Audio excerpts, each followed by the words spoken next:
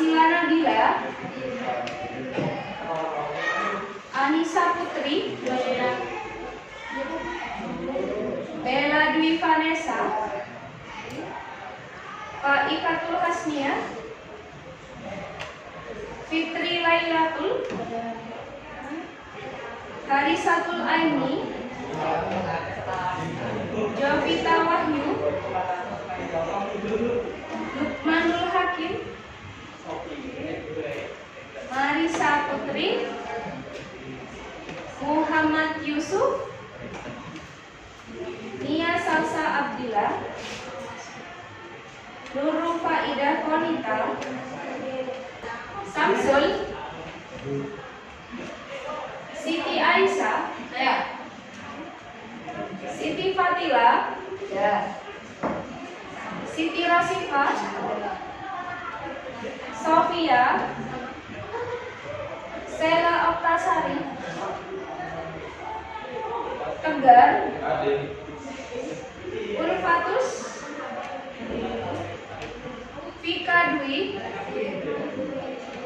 Winda Anggraini. Ada semua ya, Nak ya? Ya.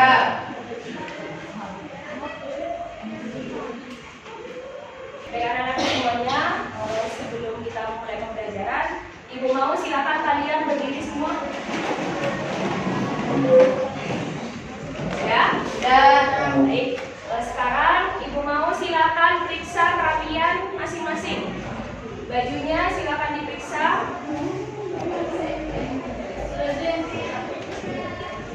Mungkin masih ada baju yang belum rapi, silakan kalian lakukan.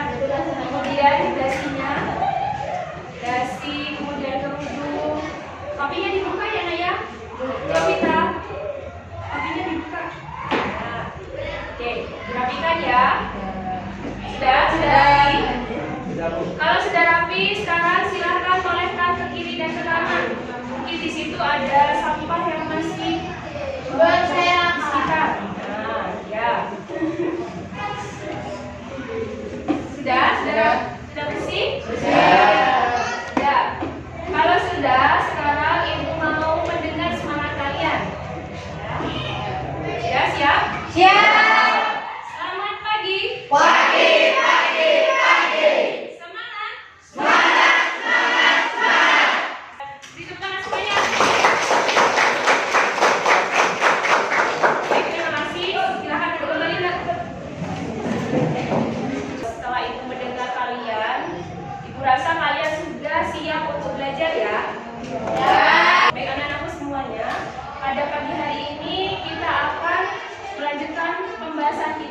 Kemarin kita sudah membahas tentang apa? Teks prosedur ya. Teks prosedur itu teks yang seperti apa?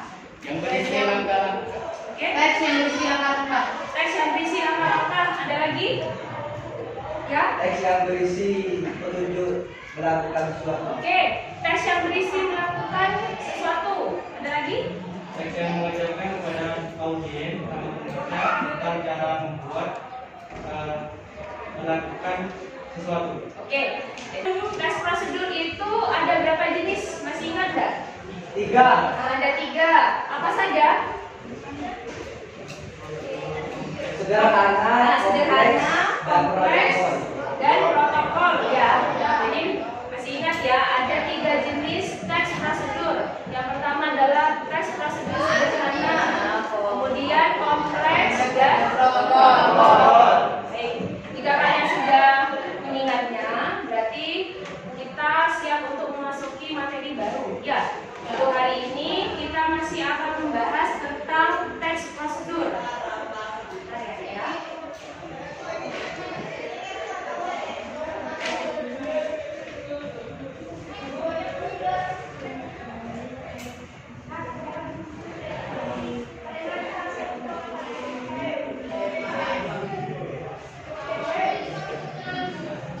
Baik, di sini untuk hari ini kita akan membahas tentang kompetensi dasar yaitu 3.20, yaitu menganalisis struktur dan kebahasaan teks prosedur berkaitan dengan bidang pekerjaan.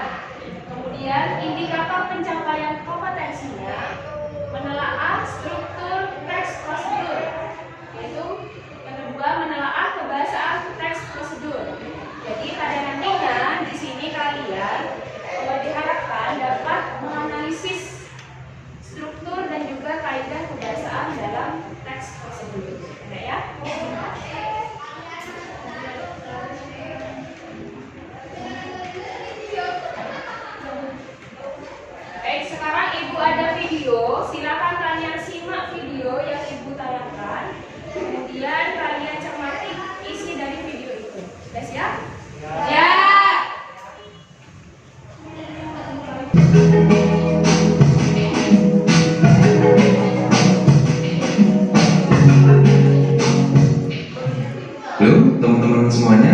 lagi di channel Solusi Kreator, channel yang secara khusus membahas ide konten, tips, dan trik seputar YouTube. Di video kali ini saya akan memberikan panduan membuat channel YouTube dari awal hingga akhir sampai benar-benar bisa digunakan secara live.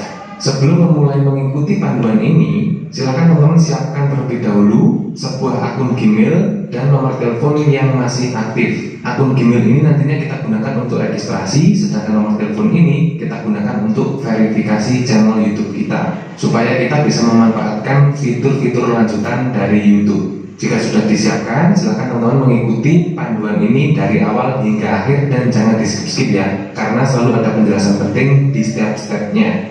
Oke, langsung saja silahkan buka YouTube melalui browser. Caranya langsung saja ketik youtube.com seperti ini, langsung saja enter. Nah, di sini langsung saja pojok kanan atas klik bagian login.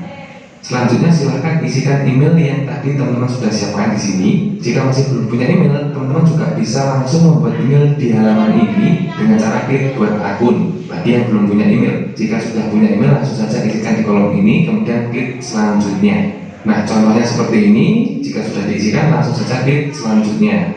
Kemudian masukkan password email kita. Jika sudah, klik selanjutnya.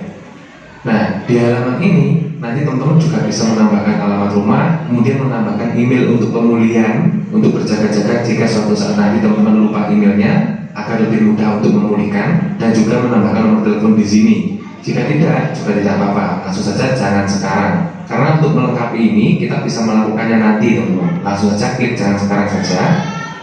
Selanjutnya teman-teman buka YouTube Studio. Caranya langsung saja klik di browser seperti ini, YouTube Studio, kemudian enter. Nah, kemudian pilih yang alamat URL-nya seperti ini ya, studio.youtube.com. Langsung saja klik. Nah, sampai pada tahap ini silahkan teman-teman mengupload foto profil channelnya, kemudian mengisikan nama channelnya di sini. Jika sudah, klik buat channel. Kemudian nanti teman-teman mendapatkan tips-tips dari YouTube seperti ini, bisa dibaca-baca atau bisa juga langsung di skip saja. Nah, sampai pada tahap ini pembuatan channel atau pendaftaran sebuah channel baru sudah selesai. Dengan kata lain, jika teman-teman sudah sampai pada tahap ini, teman-teman sudah bisa menggunakan channelnya dan juga sudah bisa mengupload video baru. Dan video yang teman-teman upload nanti juga bisa langsung dipublikasikan dan ditonton oleh semua orang. Akan tetapi, karena di sini kita masih belum melakukan verifikasi nomor telepon, maka fitur-fitur upload yang diberikan oleh YouTube itu sangat terbatas, teman-teman. Jadi untuk langkah selanjutnya kita lakukan verifikasi nomor telepon terlebih dahulu ya, agar kita bisa mendapatkan fitur penuh dari YouTube. Caranya di sebelah kiri, jadi semua menu YouTube Studio ini nanti fokusnya di sebelah kiri ya. Langsung saja klik setelan. Kemudian untuk mata uang ini bisa diganti IDR atau rupiah saja seperti ini. Kemudian bagian channel. Jadi ini diurut ya teman-teman ya. Nanti teman-teman silahkan ikuti panduan yang saya berikan ini saja. Negara domisili, ketik saja Indonesia. Jadi ini yang saya tunjukkan adalah kolom-kolom yang sementara ini wajib untuk diisi untuk channel baru teman-teman ya. Kemudian langsung ke kelayakan fitur. Nah, jadi di YouTube itu ada 3 fitur teman-teman. Yang pertama fitur standar, kemudian fitur menengah, dan fitur lanjutan. Nah, untuk saat ini kita masih mendapatkan fitur yang standar. Jadi kita hanya bisa mengupload, membuat playlist, dan fitur menengah dan fitur lanjutan ini masih belum aktif. Oke, saya bahas untuk yang fitur menengah dulu ya. Yang kedua, langsung saja kita klik arah bawah ini. Nah, untuk yang fitur menengah ini apa saja? Jika kita sudah mengaktifkan fitur menengah, maka kita bisa mengupload video berdurasi lebih dari 15 menit. Kita bisa membuat thumbnail custom, kita bisa live streaming, kita bisa mengajukan banding atas klaim kita. Jadi jika kita belum melakukan verifikasi telepon, apabila video yang kita upload diupload ulang oleh orang lain, maka kita tidak bisa mengajukan banding. Seperti itu ya. Jadi ini wajib banget dilakukan. Untuk memverifikasi ini caranya gampang sekali, seperti yang saya jelaskan di awal tadi teman-teman. Ini ya, teman-teman siapkan nomor telepon yang aktif yang bisa dibuat untuk menerima SMS atau menerima panggilan. Jika sudah, kembali ke YouTube-nya, teman-teman tinggal klik verifikasi nomor telepon ini. Nah, di sini ada 2 opsi. Teman-teman ingin verifikasi melalui SMS atau verifikasi melalui telepon. Terserah pilih yang mana saja. Tapi saran saya pilih yang SMS ya. Karena kadang kalau melalui telepon itu suaranya tidak terlalu jelas. Jadi nanti kita akan dikirimkan angka atau kode yang mana kode tersebut harus kita pastikan ulang di sini untuk membuktikan bahwa itu benar-benar nomor kita. Seperti itu ya. Pilih yang kirimkan kode verifikasi verifikasi melalui SMS, negara pilih Indonesia, nomor telepon isikan dengan menggunakan format +62. Contohnya seperti ini, +62, +62 itu sama dengan kosong teman-teman ya. Jika teman nomornya 081 maka isikan saja +6281, ini sama dengan 081, kemudian 235 misalkan. Seperti ini misalnya. Kemudian langsung klik dapatkan kode. Nanti teman-teman akan dikirimkan kode melalui SMS ke nomor yang teman-teman isikan tadi. Nanti kodenya silahkan diisikan ke sini di kolom ini ya. Kodenya nanti ada 6 digit. Jika sudah, langsung aja klik kirim dan proses verifikasi selesai. Sampai sini paham teman-teman ya? Nah, setelah mengisikan kodenya yang tadi, maka di kolom fitur menengah yang kedua ini, di sini akan berubah menjadi aktif seperti ini. Artinya, kita sudah bisa mengupload video panjang berdurasi lebih dari 15 menit, membuat thumbnail custom, live streaming, dan mengajukan banding apabila terjadi penyalahgunaan konten kita oleh orang lain. Seperti itu. Paham teman-teman ya? Jadi jika teman-teman sudah menyelesaikan sampai pada tahap ini, teman-teman sudah memiliki sebuah channel YouTube, teman-teman sudah bisa mulai mengupload video dengan durasi panjang, bisa live streaming, dan memanfaatkan fitur-fitur lain yang disediakan oleh YouTube. Dan nanti di video selanjutnya saya akan membahas khusus bagaimana cara men-setting sebuah channel baru mulai dari A sampai Z. Nanti semuanya akan saya bongkar semuanya berdasarkan pengalaman saya, supaya channel baru milik teman-teman itu bisa cepat berkembang, bisa segera dikenali oleh YouTube, dan bisa segera ditemukan oleh penonton nanti ya di video selanjutnya. Oke teman-teman, saya kira cukup sekian dulu untuk sharing kali ini ya. Dan nanti apabila ada pertanyaan, silahkan teman-teman tanyakan di kolom. Sudah enak ya. Jadi itu adalah sebuah video. Kira-kira video itu barusan tentang apa? Cara membuat channel YouTube ya. Nah, jadi di situ kan ada tahapan-tahapannya kan? Tahapan-tahapan itu sudah menjelaskan bahwa itu adalah sebuah prosedur. Ya, ketika kalian ingin membuat teks prosedur, kalian bisa menuliskan tahapan-tahapannya dalam sebuah teks. Nah, misalkan seperti tadi, tahapan yang pertama apa? Membuat atau menyiapkan email. Ya, kemudian yang kedua, menyiapkan nomor telepon yang masih aktif. Kemudian yang ketiga, masuk ke browser ya, dan seterusnya. Jadi tahapan-tahapan itu kan adalah langkah-langkah. Nah, langkah-langkah di situ itu adalah isi dari sebuah teks prosedur. Nah, itu gambaran dari teks prosedur ya nak ya. Nah, ada pertanyaan dari itu? Tidak ada. Jika tidak ada, ibu lanjutkan. Baik, ini ya. Untuk pengertian dari teks prosedur, tadi yang sudah kalian sampaikan bahwa teks prosedur itu adalah teks yang berisi langkah-langkah atau tahapan-tahapan yang harus ditempuh untuk mencapai suatu tujuan. Nah, jadi teks prosedur ini pasti memiliki yang namanya tujuan, ya. Entah itu memberikan informasi atau misalkan menjelaskan tentang sesuatu, seperti itu. Kemudian pada bagian pertama berisi pernyataan umum, sementara bagian langkah berisi pernyataan khusus yang menjelaskan rangkaian kegiatan. Jadi dalam langkah-langkah itu, tahapan-tahapan itu pasti ada rangkaian kegiatannya kan? Ya. Selanjutnya ciri-cirinya di sini ada 8. Yang pertama adalah judul ditulis secara jelas ya. Yang kedua, langkah-langkah kerja dipaparkan secara urut. Yang ketiga, langkah kerja yang satu dengan lainnya koheren. Koheren itu apa? Saling berhubungan. Nah, saling berhubungan, saling berkaitan ya. Kemudian, yang keempat, teks bersifat informatif, artinya memberikan informasi. Yang kelima, teks dipaparkan secara terperinci. Keenam, isi informasi bersifat objektif. Yang ketujuh, informasi yang disampaikan bersifat universal. Artinya apa? Luas. Bersifat luas. 8, teks bersifat aktual, akurat, dan logis. Apa itu? Aktual itu baru ya nak ya. Nah, akurat. Terus? Terpercaya. Oke, kemudian logis. Masuk akal. Jadi ini ada yang ditanyakan? Ada yang masih belum paham? Poin 1 Ada? Ya. Oke, kita lanjutkan.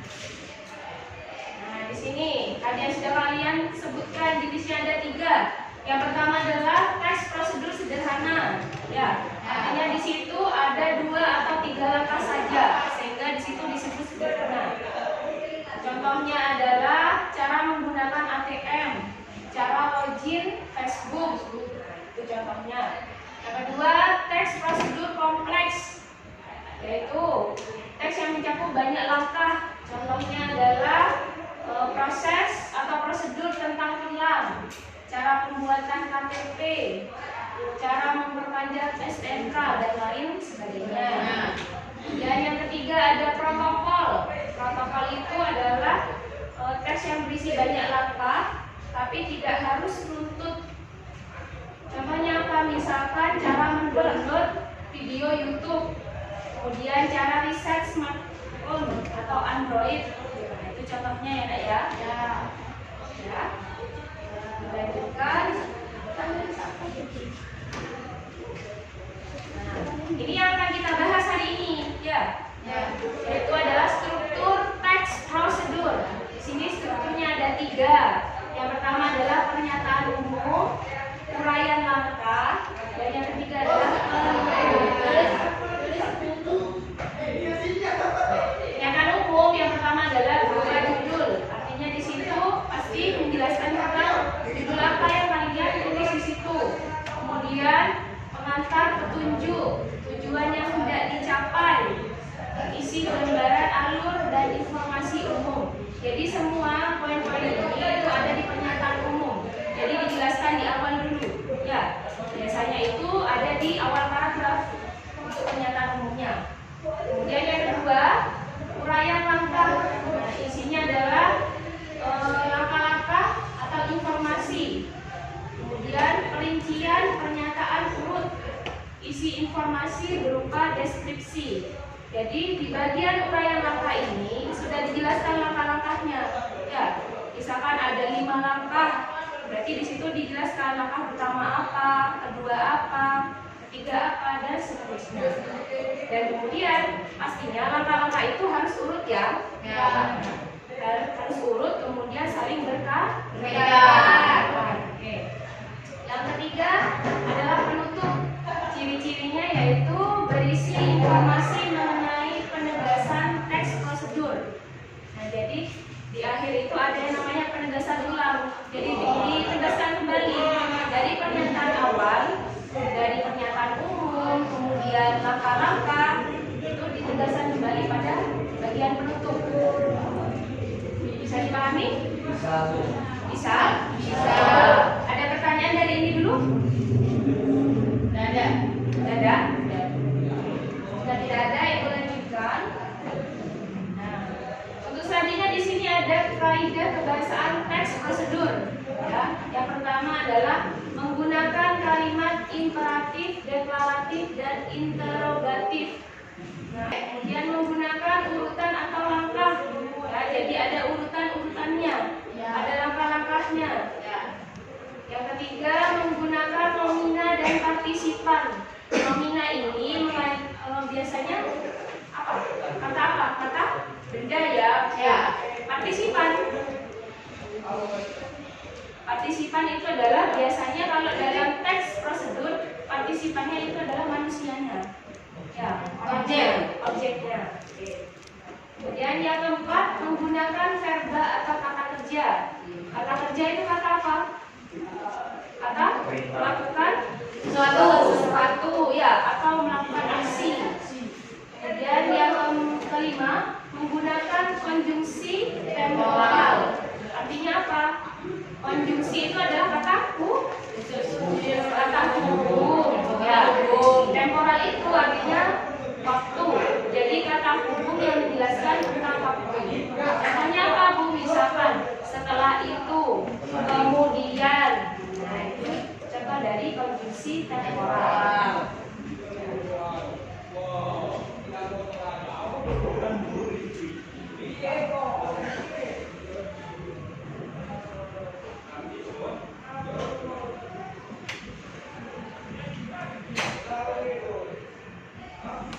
Nih,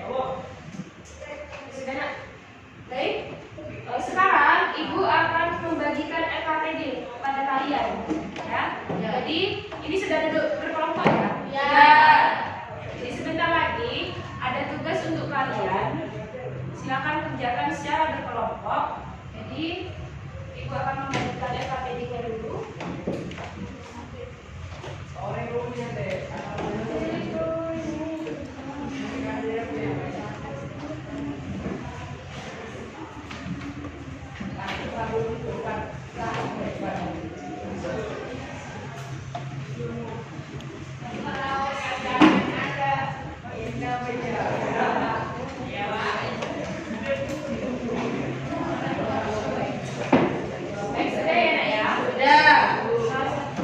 Silakan sekarang kalian lihat LKPD kalian masing-masing. Di situ dalam lembar kerja peserta didik, dan di situ silakan kalian tulis dulu nama kelompoknya. Ya, nama-namanya ditulis dulu. Setiap kelompok ada 5 orang. Kemudian tujuan pembelajarannya di situ yaitu peserta didik mampu menelaah struktur dan kebahasaan teks prosedur. Kemudian petunjuknya yang pertama adalah amati teks prosedur berikut. Jadi silakan kalian baca dulu teks prosedur tentang di situ judulnya cara membuat KTP elektronik ya. Silakan kalian baca. Kemudian kalian lakukan analisis strukturnya. Jadi kalian di sini menentukan pernyataan umum, kemudian uraian langkah dan penutup. Kalian cari dalam teks itu pernyataan umumnya ada di paragraf berapa, kemudian kutipannya apa. Ya, itu ya Nek ya. Ya. Kemudian selanjutnya yang ketiga, bisa buka. Nah, di situ kalian melakukan analisis kaidah kebahasaan dalam teks prosedur. Tadi kan sudah dijelaskan ya, ada kalimat deklaratif, imperatif, dan interrogatif. Nah, kalian itu cari dalam teks itu kalimatnya apa. Silakan ditulis sampai nomina, partisipan, verba, dan konjungsi.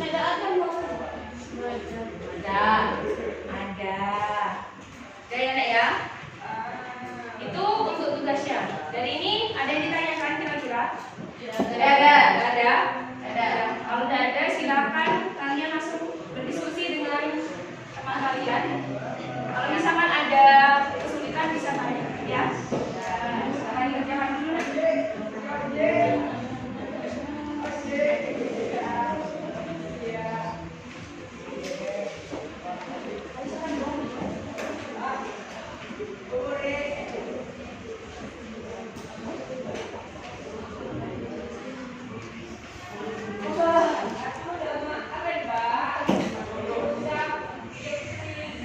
Ibu beri waktu 30 menit ya. Ya. Silakan dikerjakan dulu.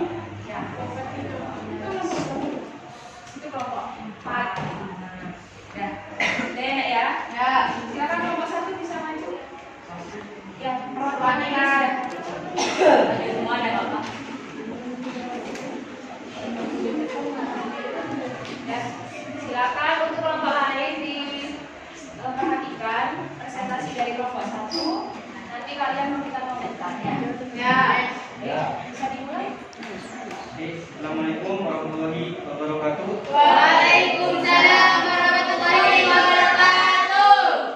Saya akan presentasikan tentang gambar diagram presentasi didik yang sudah diisi dari kelompok kami. Dalam teks tersebut membahas tentang cara membuat KTP elektronik. Bisa ikut memperhatikan, dilihat.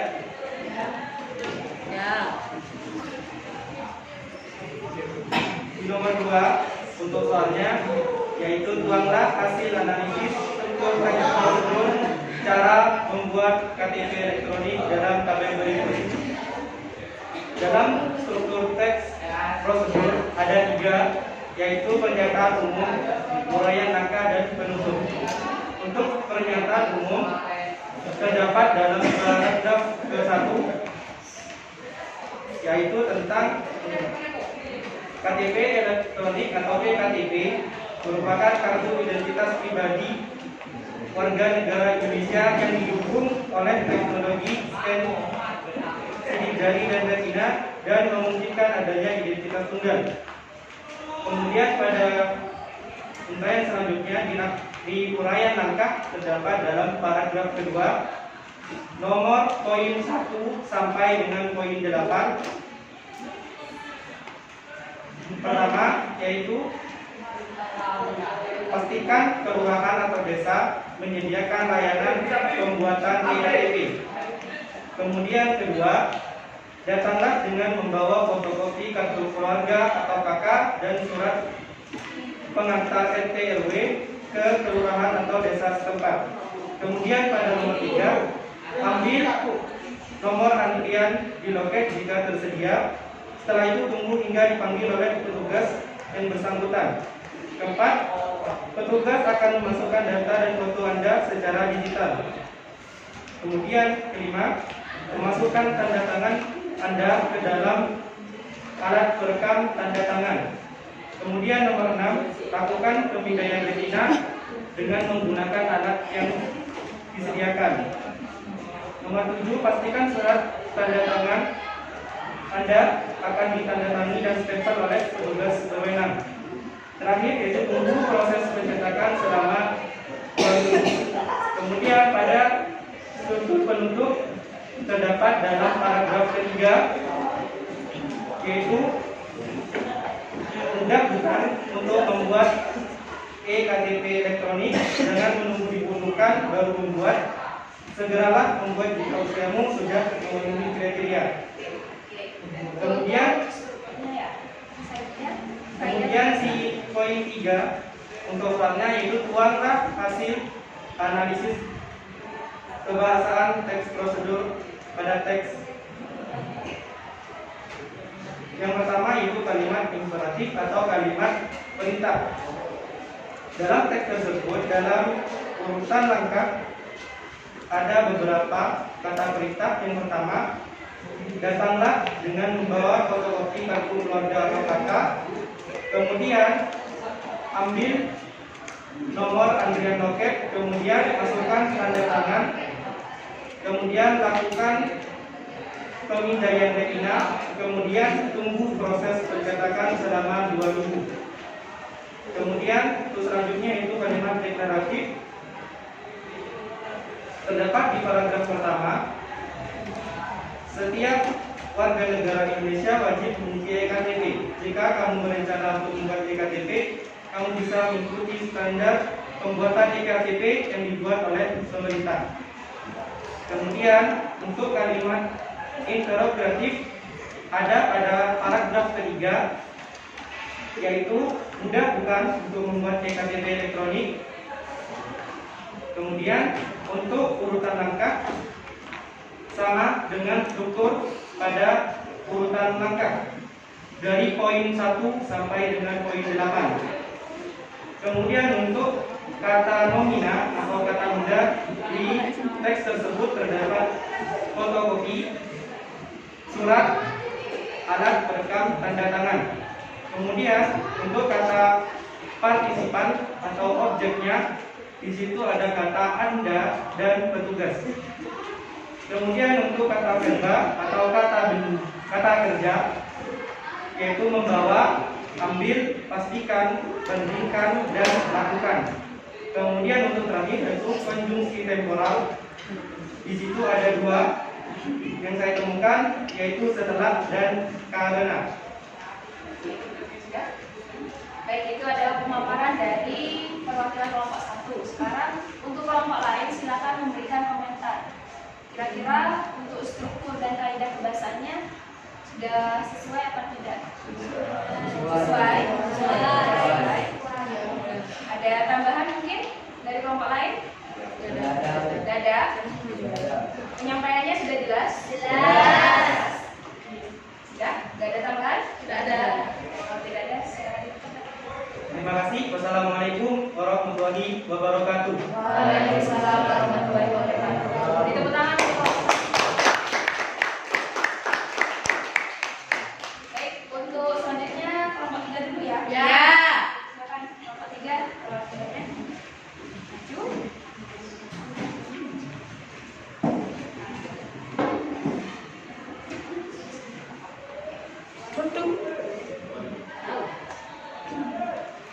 Assalamualaikum warahmatullahi wabarakatuh.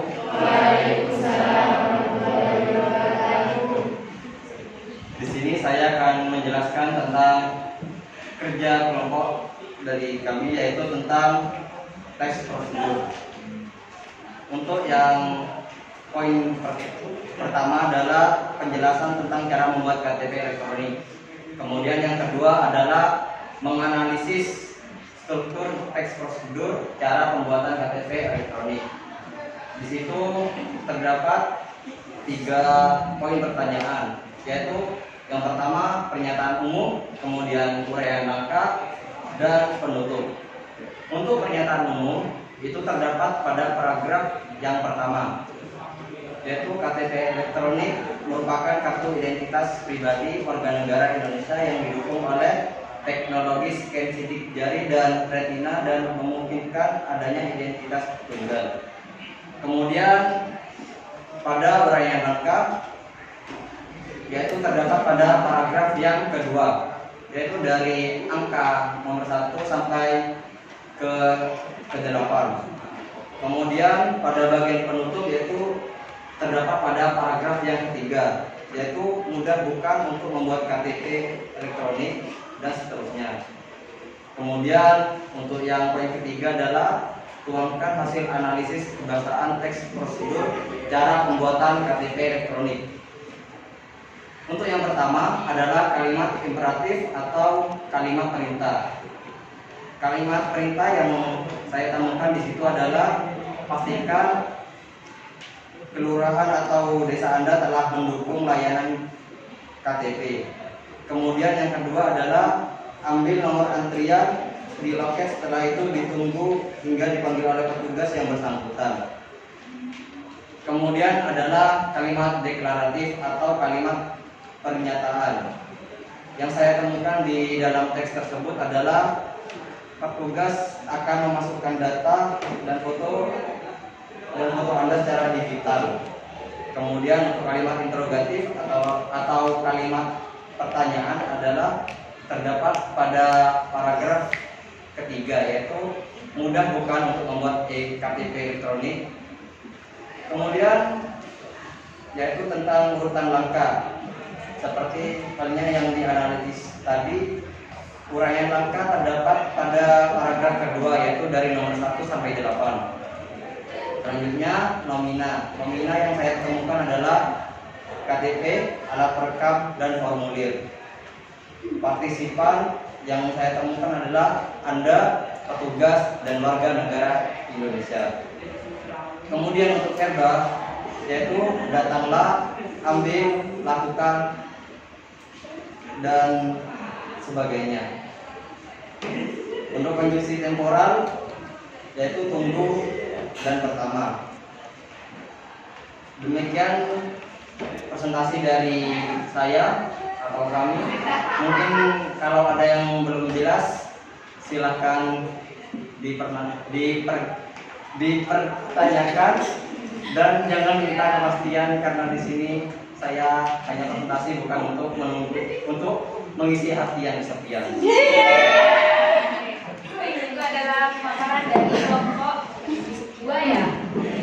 Tiga. Jadi sekarang untuk kelompok lain silakan memberikan komentar. Kira-kira bagaimana dari hasil pekerjaannya atau dari penyampaiannya, bisa dikomentari. Gimana? Udah. Untuk struktur dan kaidah bahasanya sudah sesuai? Sudah. Tadi ada beberapa contoh kata nomina dan verba yang berbeda ya sama kelompok 1 tadi.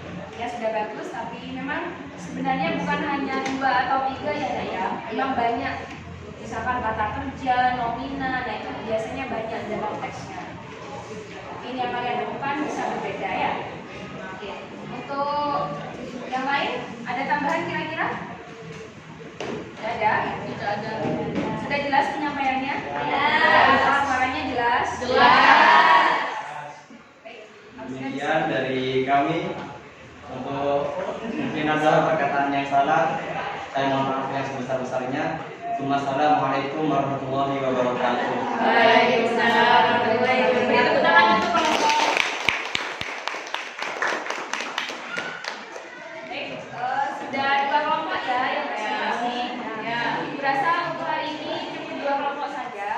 Jadi untuk kelompok lain bisa minggu depan ya. Ya. Baik anak-anak. Sekarang ibu mau silakan satu orang saja dikumpulkan ya. Ya. Kameranya diambil satu orang.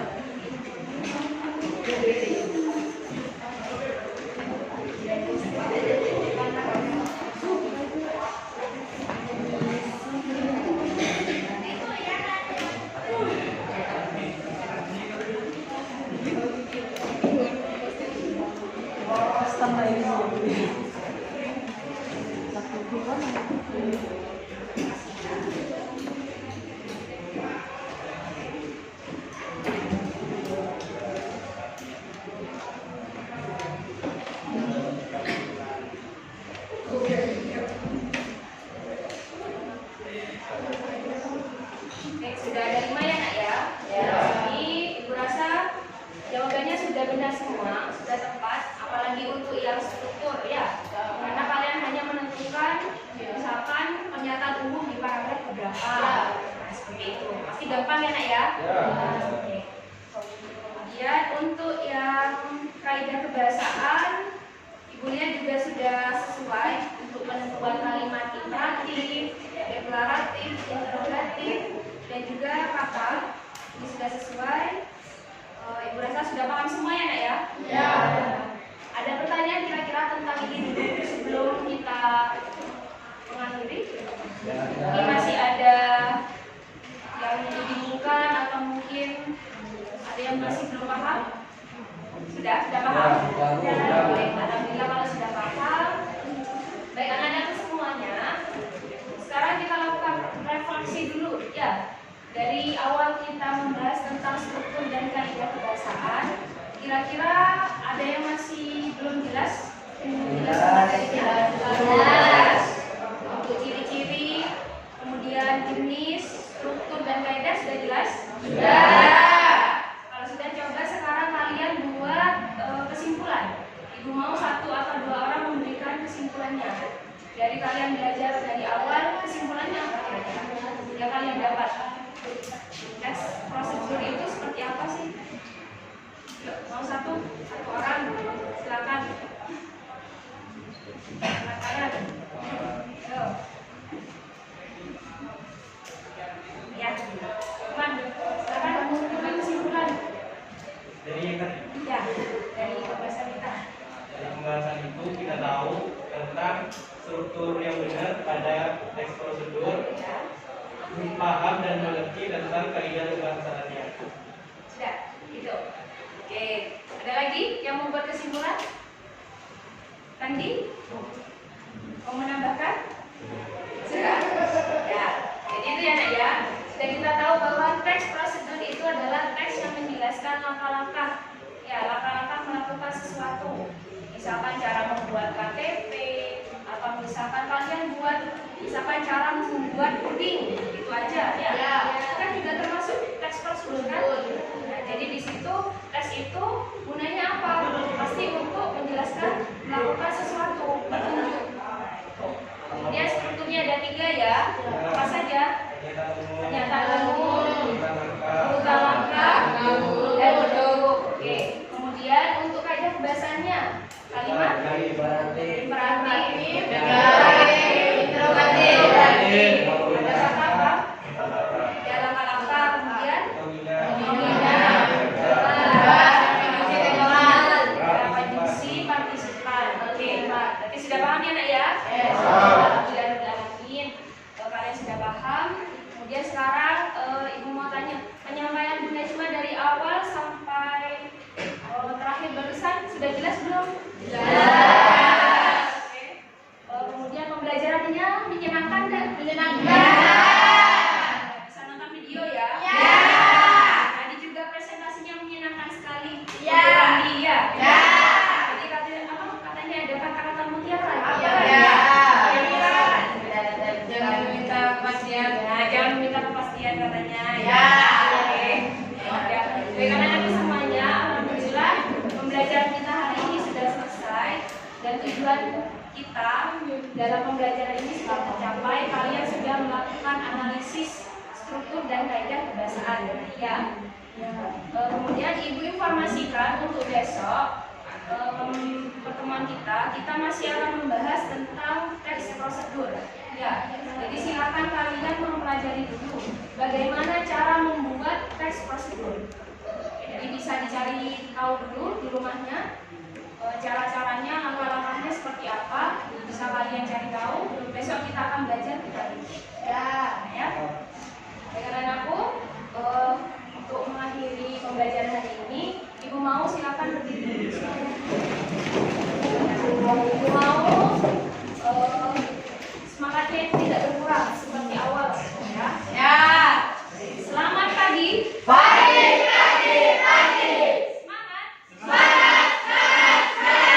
SMK Muhammadiyah Kalisa.